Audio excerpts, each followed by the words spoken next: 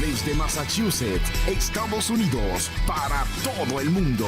Todo el mundo. Tabernáculo Bíblico Seguidores de Jesús presenta Centrado en Cristo. Centrado en Cristo. En vivo. La verdad lo vence todo. La verdad lo vence todo. Sola Escritura. Al aire. Acompáñenme con su Biblia, leemos la palabra del Señor en el nombre del Padre, del Hijo y del Espíritu Santo. Amén. Exhorto ante todo a que se hagan rogativas oraciones, peticiones y acciones de gracias por todos los hombres, por los reyes y por todos los que están en eminencia, para que vivamos quieta y reposadamente en toda piedad y honestidad. Porque esto es bueno y agradable delante de Dios nuestro Salvador, el cual quiere que todos los hombres sean salvos y vengan al conocimiento de la verdad. Porque hay un solo Dios y un solo mediador entre Dios y los hombres, Jesucristo hombre, el cual se dio a sí mismo en rescate por todos, de lo cual se dio testimonio a su debido tiempo. Para esto yo fui constituido predicador y apóstol.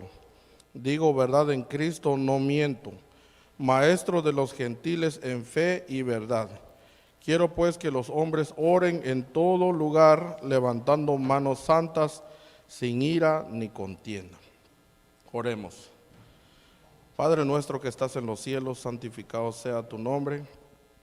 Gracias te damos, bendito Señor, por este privilegio, por esta bendición que nos das de podernos reunir una vez más como congregación en este templo. Agradecemos por esa enorme bendición que tenemos, por este medio de gracia. Esta noche, Señor, primeramente quiero pedirte perdón por mis pecados. Reconozco, Señor, que soy pecador. Me arrepiento, Señor, y me aparto para alcanzar tu gracia y tu misericordia. Ruego, bendito Señor, que me des de tu gracia, que pueda yo ser un instrumento para poder transmitir tu palabra. Te ruego que me guardes a que no adultere yo tu palabra, que lo que yo vaya a decir sea nada más tu palabra, Señor, sin poder agregarle, sin quitarle nada, Señor. Te pido que prepares nuestras mentes, nuestros corazones, de tal manera que tu palabra pueda llegar, quedarse en nuestro corazón y que podamos también llevarlo por obra, a la obra en nuestro diario vivir. Gracias te damos, Señor, en el nombre del Señor Jesús hemos orado. Amén y amén. El tema que he titulado esta noche es la oración que vale. Aquí en este pasaje nosotros podemos entender claramente que el apóstol Pablo le escribe a Timoteo y les exhorta, dice que ante todo se hagan rogativas, oraciones, peticiones y acciones de gracia por todos los hombres. ¿Qué tipo de oración? Una oración para salvación. Yo mientras meditaba, mientras estudiaba, yo me llenaba de gozo por lo que el Señor estaba mostrando, porque me acordé de nuestro pastor, que hace unos años atrás, el Señor había puesto en su corazón que oráramos por los gobernantes, y yo lo acompañé un par de veces que íbamos a diferentes city hall de aquí del estado, y él tenía un plan que quería él orar por todo el estado completo, y avanzamos bastante, que me parece, y vimos cómo Dios estaba obrando. Y aparte de eso, hace unos años atrás él fue a El Salvador y fue a orar por la nación. Bien interesante, porque después de la oración hace un cambio en ese país y hoy es un gran ejemplo en todo Centroamérica. Y entonces yo me quedo así como admirado, ¿verdad? Porque aquí hay una orden que se nos da a nosotros como cristianos, como hijos de Dios, a que oremos, dice, en todo momento, en todo lugar, por nuestros gobernantes, por todas las personas en general. Pero vamos a estar viendo aquí en este pasaje que específicamente menciona también a nuestros gobernantes. Y todo eso me venía a la memoria, me acordé de esto y me sentía muy feliz cuando estaba estudiando y leyendo esta parte.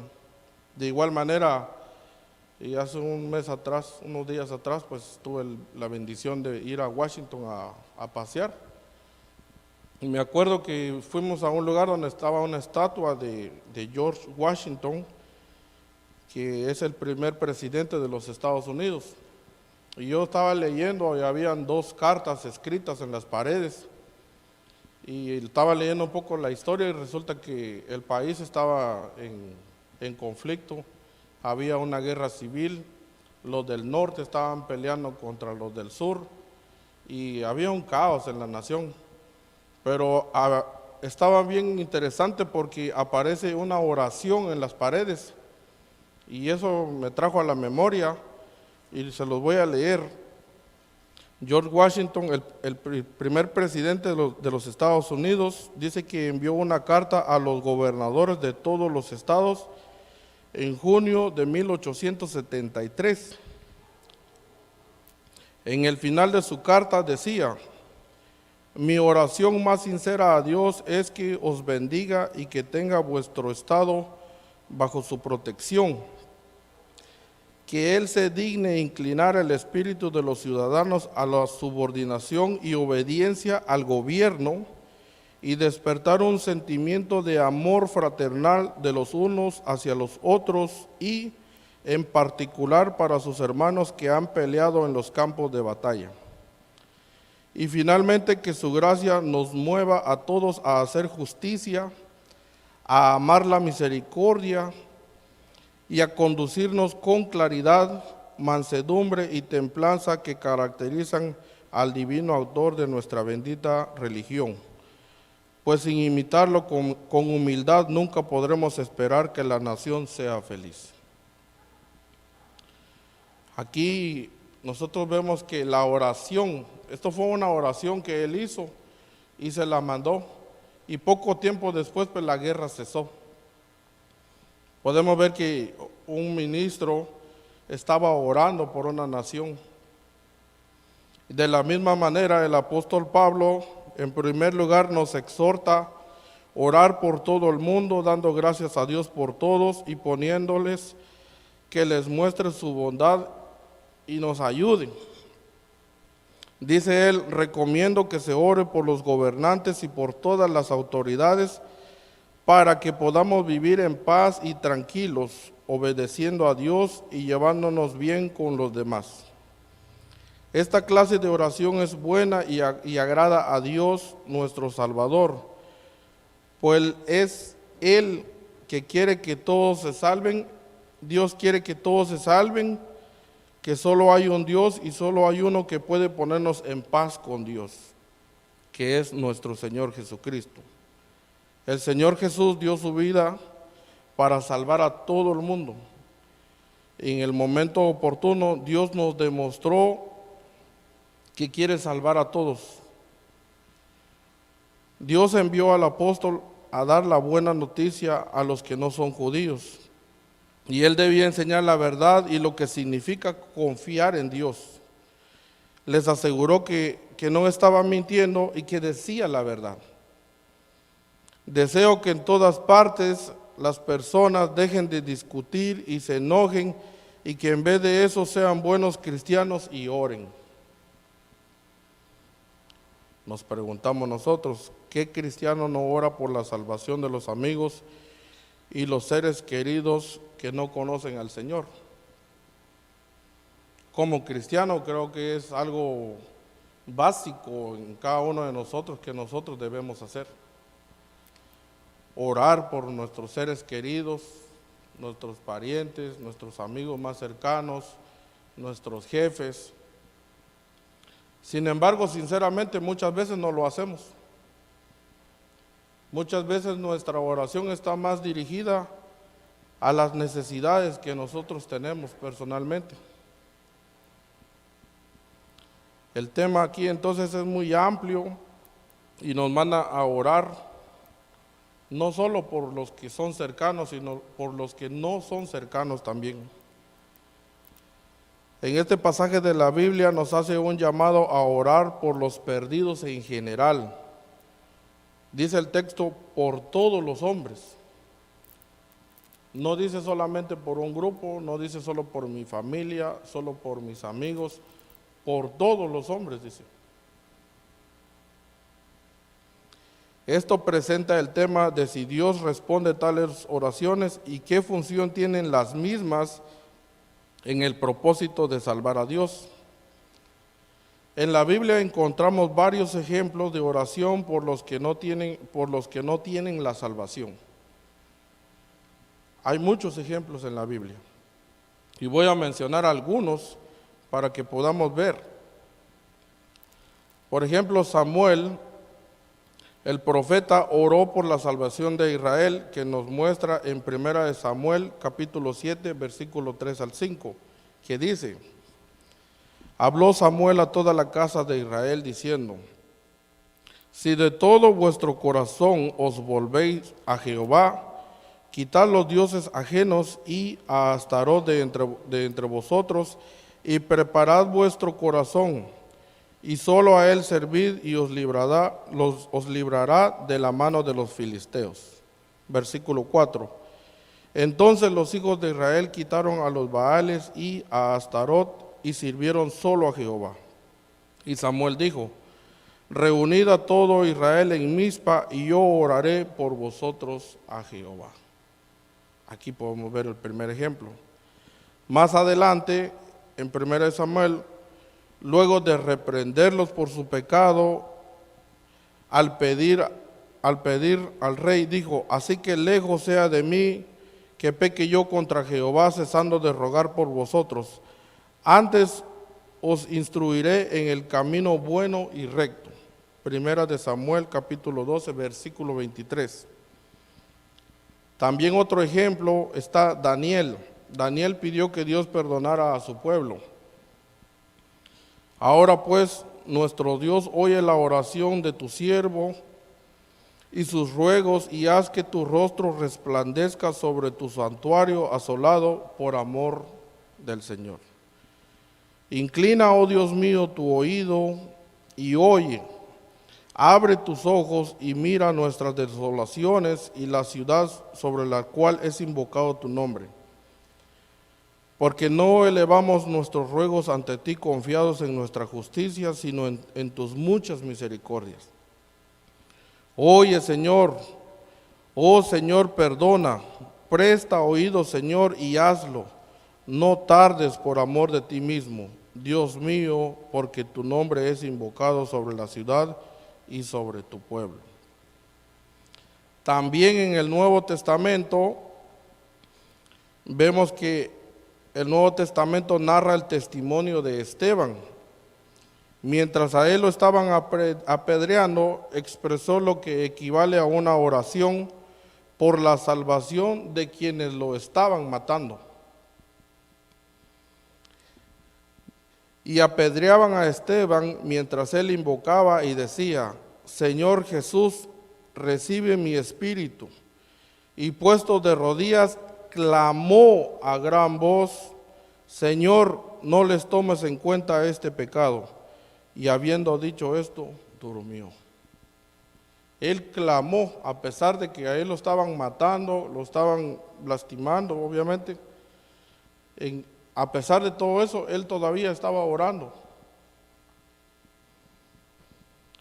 Pablo también tenía un profundo deseo por la salvación de los israelitas.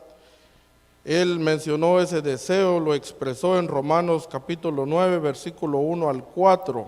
Dice: verdad digo en Cristo, no miento, y mi conciencia me da testimonio en el Espíritu Santo, que tengo gran tristeza y continuo dolor en mi corazón, porque deseara yo mismo ser anatema, separado de Cristo por amor a mis hermanos, los que son mis parientes según la carne, que son israelitas, de los cuales son la adopción, la gloria, el pacto, la promulgación de la ley, el culto y las promesas. Esta profunda preocupación no podía sino hallar expresión en su vida de oración. Hermanos, ciertamente el anhelo de mi corazón y mi oración a Dios por Israel es para salvación. Romanos 10:1. Por lo tanto, la Biblia expresa con toda claridad lo apropiado y conveniente que es orar por los perdidos. Y es el mismo llamado que tenemos todos nosotros, todos los cristianos de todas las épocas. Aparte de los ejemplos que les acababa de mencionar, la oración evangelística es la enseñanza que se muestra aquí en 2 de Timoteo capítulo 2, versículo 1 al 8.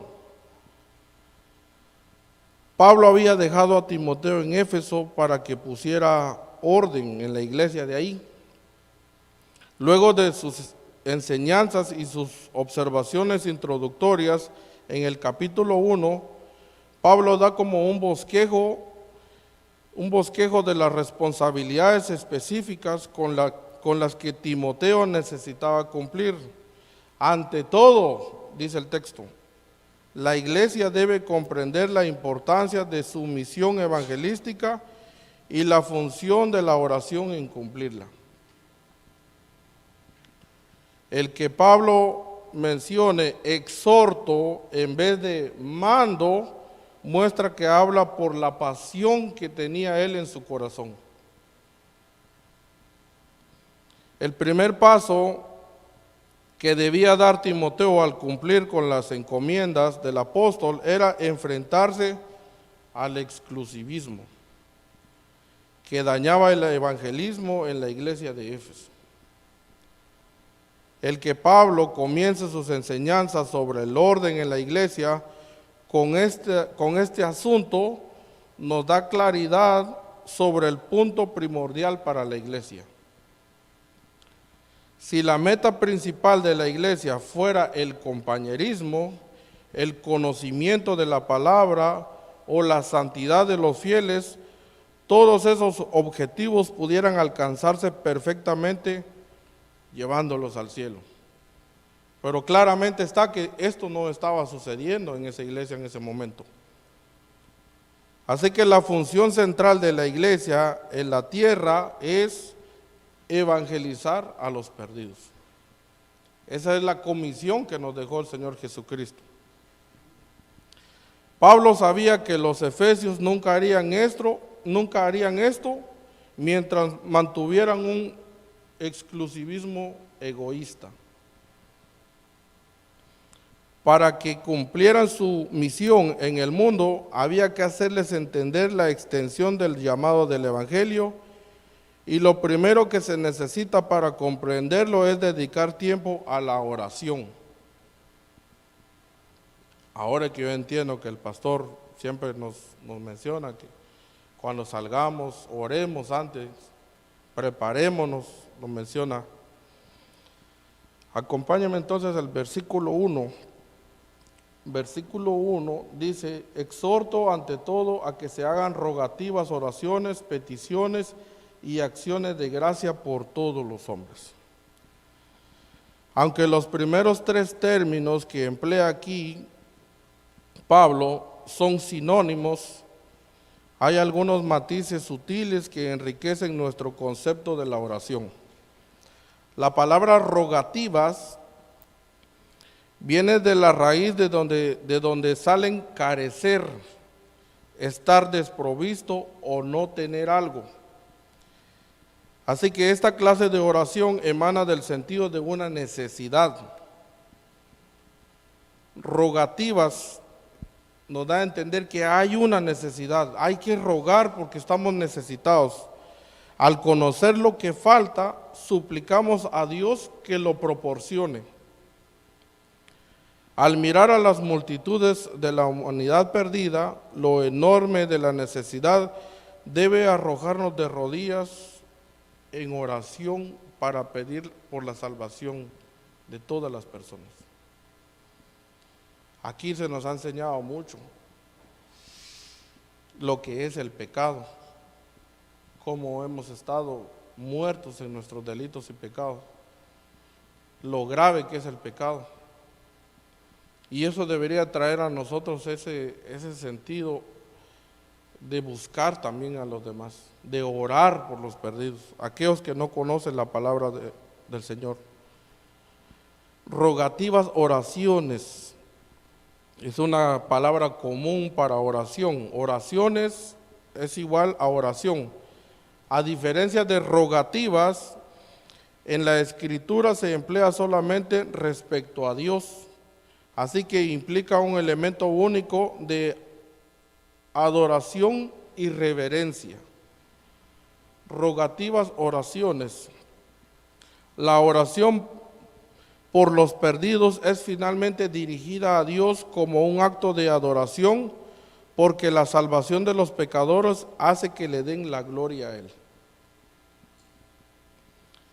En 2 de Corintios capítulo 4, versículo 15, la palabra de Dios revela que todo el esfuerzo por evangelizar a los impíos era para difundir la gracia salvadora a más y más personas, a fin de que pudieran dar gracias a Dios y que abundarían para la gloria de Dios. En el texto que estamos estudiando, la palabra peticiones aparece solamente aquí. Viene de una palabra que significa estar de acuerdo con alguien o estar comprometido con él. El verbo que se deriva es enteuxis y se emplea para referir la intercesión de Cristo y el Espíritu por nosotros.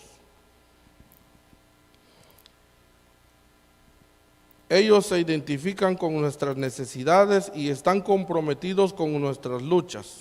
Por lo tanto, es una palabra no solo de la abogacía, sino también de la empatía, la simpatía, la compasión y colaboración. La oración evangelística no es fría, distanciada o impersonal, como un defensor público a quien se le niega presentar a un acusado. Al comprender la profundidad de su miseria y dolor y su venidera ruina, clamamos a Dios por la salvación de los pecadores.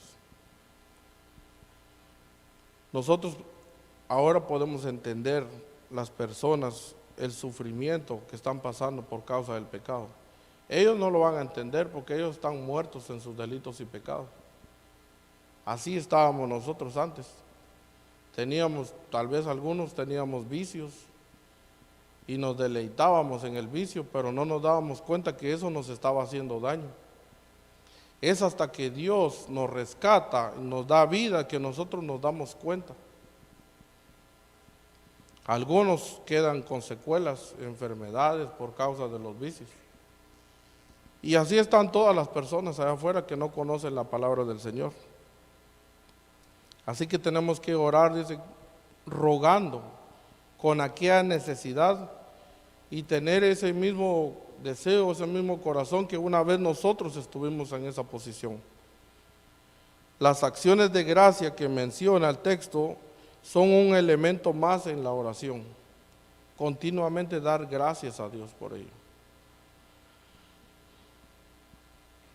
Acciones de gracia nos piden también que oremos con un espíritu de gratitud a Dios porque el ofrecimiento de la buena noticia se ha extendido, porque tenemos el privilegio de llevarle a los perdidos ese evangelio y porque algunos responden con fe y arrepentimiento, con gratitud. La acción de gracia es el único elemento de oración que siempre va a estar presente. Siempre tenemos que orar dando gracias a Dios. Estos 4 matices enriquecen nuestras oraciones cuando oramos eficazmente por los perdidos. Si estas partes no están presentes en nosotros, necesitamos examinar nuestros corazones. Yo pregunto, los que estamos aquí, los que van a ver quizás este video, ¿estamos de veras conscientes de la condición desesperada en la que están los perdidos? Yo creo que muchas veces no estamos conscientes del castigo que viene, de una ira, de enfrentarse con Dios. con nuestra propia justicia, vamos a enfrentarnos con un Dios que va a impartir juicio. Y eso implica que va a haber castigo, porque nosotros no tenemos nada bueno para poder presentarnos delante del Señor con nuestra justicia. Sin embargo, con la justicia del Señor Jesucristo nosotros vamos a estar bien con Dios.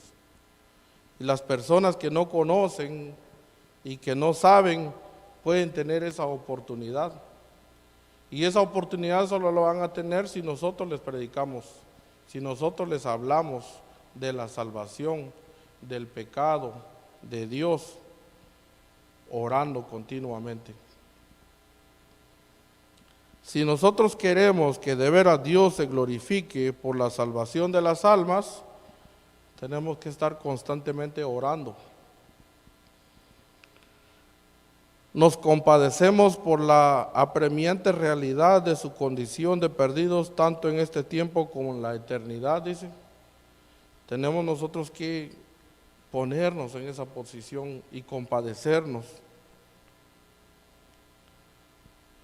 Estamos nosotros verdaderamente agradecidos de que el mensaje del Evangelio se siga expandiendo y que nosotros tenemos ese privilegio para comunicarlo. Muchas veces no meditamos en eso, que es un privilegio que tenemos de poder compartir la palabra, de ser un instrumento.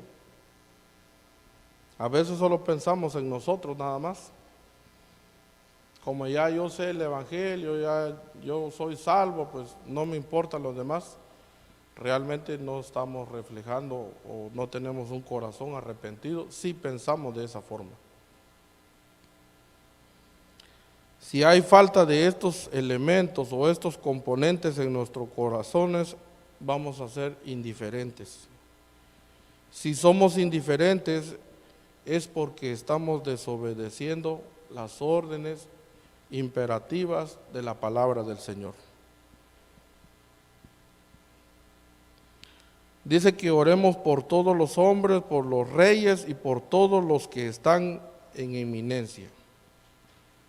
Nuestras oraciones con mucha frecuencia se relacionan más a nuestras necesidades y nuestros deseos personales y rara vez se extienden más allá de lo que están en nuestro círculo inmediato de amigos y familiares. Tenemos que cambiar esa forma de pensar, de orar o de pedir solo por nosotros. Nosotros ya lo tenemos todo. Si nosotros tenemos la salvación, lo tenemos todo. Ahora tenemos que ver por los demás. Los que no han alcanzado la gracia, tenemos que predicarles y mostrarles las buenas noticias. Aquí Pablo, en un marcado contraste, pide oración evangelística por todos los hombres, por todos, sin excepción. Aquí no hay lugar para el egoísmo o para una parte exclusiva, no hay lugar, es para todos. Hermano, pero ¿por qué la vamos a predicar a todos? Y pues sabemos que hay unos que son escogidos y otros que no son escogidos. Pues por esa misma razón, porque no sabemos quiénes son escogidos, todos tienen que escuchar la palabra y el mensaje de salvación. Todos. Además, también se nos dice que Dios quiere que todos sean salvos. Es lo que dice el versículo 4. Dios quiere que todos sean salvos. Para Dios no hay placer en la muerte de los malvados, sino hay deleite cuando los pecadores se vuelven de sus pecados y de sus malos caminos. Ahí es cuando Dios se deleita. Ezequiel 33:11 dice: diles, vivo yo, dice Jehová el Señor, que no quiero la muerte del impío, sino que se vuelva el impío de su camino y que viva. Volveos, volveos de vuestros malos caminos. ¿Por qué moriréis, oh casa de Israel? Así que la oración por la salvación de los perdidos es perfectamente consecuente con el corazón de Dios.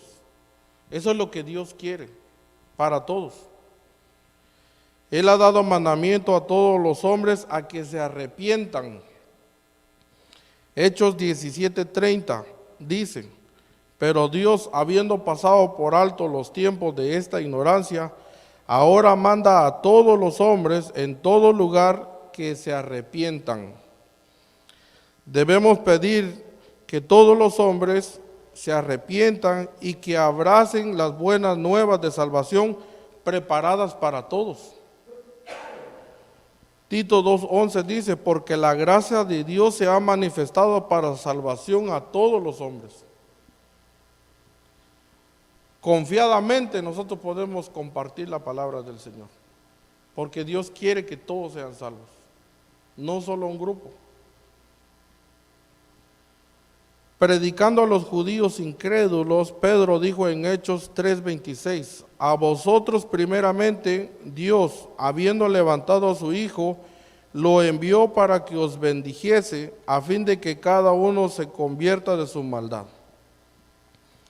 El propósito de Dios de levantar al Señor Jesucristo, de resucitarlo, fue declarar que cualquier persona puede arrepentirse de sus pecados. No hay excusa, es para todos, nadie se deja fuera para que le compartamos la palabra. El llamado del Evangelio no era exclusivo para los elegidos. Muchos son los llamados, dice, que no son escogidos. Mateo 22:14, nosotros ahí podemos ver una parte que muchos son llamados y pocos son los escogidos. Dentro del grupo de todo el universo, la palabra todos los hombres, Pablo entresaca específicamente algunos de otra forma, alguno que de otra forma pudiera omitirse en la oración. Dice que por los reyes y por todos los que están en eminencia. Es bien interesante porque él directamente dice por los reyes y por todos los que están en eminencia. Yo creo que los gobernantes de los tiempos pasados como los tiempos en este momento, creo que no hay gran diferencia. La mayoría de gobernantes son corruptos. La mayoría de gobernantes siempre buscan cómo sacar provecho de su posición. La mayoría de gobernantes siempre están en contra de la voluntad de Dios, en contra de la palabra de Dios. Nosotros podemos ver que hay muchas leyes que van en contra de la voluntad de Dios. Matrimonio homosexual, la venta de drogas libremente, y la muerte de niños. Hay muchas cosas que están en contra de la voluntad de Dios. Y pues las personas dicen, ¿para qué vamos a orar por estas personas así? Por esa misma razón, Pablo menciona, todos ellos están distanciados y no forman parte de la vida cotidiana de los creyentes, porque quizás muchos piensan de esa manera. Pero la palabra de Dios dice que nosotros oremos por todos ellos. Hay una tendencia a ser indiferente con las personas que gobiernan. Y es una negligencia grave y pecado debido a la autoridad y la responsabilidad que tienen los líderes. Aquí se nos pide que la iglesia ore por todos los que están en eminencia. A la iglesia de Éfeso se le pide que ore por el emperador en ese momento, que en ese momento era el cruel Nerón. Imagínense. Nerón fue conocido porque él hizo un incendio y le echó la culpa a todos los cristianos en ese momento. Y hubo una persecución. Y en esa persecución mataron a muchos cristianos. Muchos de ellos fueron lastimados cruelmente. Algunos cristianos los mataban y los colgaban, los ponían como veladoras en los caminos. Los llenaban de cera y no sé cómo lo hacían, pero mantenían los cuerpos quemándose día y noche. A otros hermanos los tiraban con los leones y hacían espectáculo con todos ellos. Y sin embargo el apóstol aquí le pide a Timoteo que ore por él. Aunque era un vil, un corrupto, un perseguidor de la fe, la iglesia de Éfeso debía de orar para la redención de ese hombre. Igualmente nosotros tenemos que orar por el presidente de esta nación donde estamos viviendo y por los presidentes de nuestros países de donde hemos salido también nosotros. Hagan lo que hagan, tenemos que pedir y orar por ellos para la salvación de sus almas. La petición por los reyes y por todos los que están en eminencia no está limitado solo a una petición para que sean sabios y justos, sino para que se arrepientan de sus pecados y crean en el Evangelio por el bien de su alma eterna. Pablo no nos manda a orar para que quiten de sus puestos a los malos gobernantes o aquellos con los que no estamos de acuerdo con su política. No nos manda eso. Nos manda a orar para la salvación de sus almas. Así que nosotros debemos ser leales y obedientes al gobierno y orar por las personas que están puestas, porque Dios los ha puesto ahí a ellos. Quizás en este tiempo la iglesia actual está gastando sus energías en otras cosas, en la política. Muchos están involucrados en la política y pierden el tiempo y sus energías gastando en maniobras políticas. Pero nosotros aquí vemos que si como iglesia, no solo nosotros, sino en todo el mundo, en todo el país, nos uniéramos en oración por nuestros gobernantes, seguramente haría un gran efecto. Sería diferente en cualquier parte del mundo. Con mucha frecuencia hemos olvidado que las armas de nuestra milicia no son carnales, sino poderosas en Dios para la destrucción de fortalezas, dice 2 Corintios capítulo 10, versículo 4. La clave para cambiar una nación es la salvación de los pecadores y esto requiere mucha oración. Aunque la iglesia contemporánea pudiera haber olvidado esa lección, la iglesia primitiva la conocía muy bien. Les voy a leer un pasaje de un teólogo que se llama Tertuliano. Tertuliano, él estaba a finales del siglo II y a principios del siglo III en la historia de la iglesia. Dice: sin cesar, por todos nuestros emperadores ofrecemos oración. Oramos por una vida prolongada, por seguridad para el imperio, por protección para la casa imperial, por ejércitos valientes, un senado fiel, un pueblo virtuoso, el mundo en paz, cualquier cosa que como hombre o César un emperador desearía. Estas cosas no las puedo pedir a nadie más que a Dios, de quien yo sé podré obtenerlas. Por tanto, porque solo Él las concede y porque le he podido por sus dones como su siervo, rindiendo homenaje solo a Él. Así que ustedes, quienes piensan que no nos preocupamos por el bienestar de César, miren la revelación de Dios, examinen nuestros libros sagrados que no mantenemos en un lugar oculto y los cuales muchos acontecimientos han puesto en las manos de quienes no son de nosotros. Aprendan de ellos que una generosidad muy grande se disfruta en nosotros, tan grande incluso como para suplicar a Dios por nuestros enemigos y para suplicar bendiciones sobre quienes nos persiguen. ¿Quiénes son entonces los mayores enemigos y perseguidores de los cristianos? Aquí con toda claridad la Biblia dice, orad por los reyes y gobernantes y autoridades para que tengan paz en todo.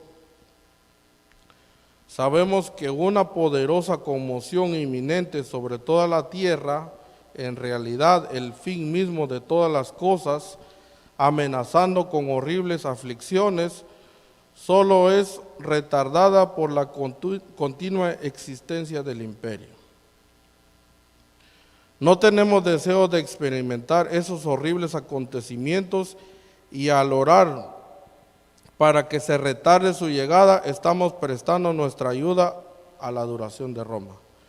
Además, con relación a la obediencia a los gobernantes y autoridades y la oración por ellos, la palabra divina nos da instrucciones a fin de que vivamos quieta y reposadamente. Y esto nos enseña a dar todas las cosas a todos, honra a los que honra, respeto a los que respeto, tributo a los que tributo, para no deber nada a hombre alguno, sino amar a todos. De estos ejemplos aprendemos que la iglesia primitiva muchas veces, en los peores momentos de la persecución, oraban por los gobernantes. Mucho menos nosotros, que nosotros tenemos libre ahorita.